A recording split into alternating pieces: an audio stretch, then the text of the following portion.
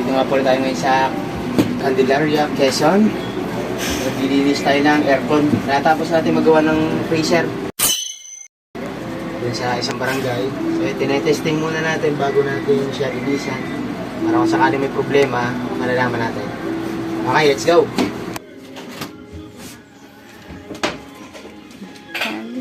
Okay, notice muna natin si Bossing.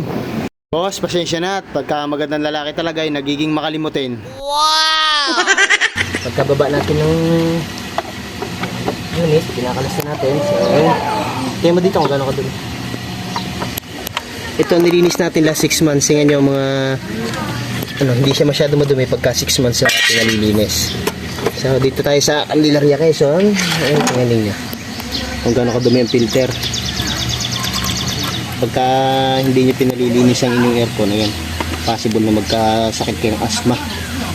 Kaya pansinin nyo yung mga anak ninyo pagka nag-aircon, pansinin nyo inuubo, sinisipon.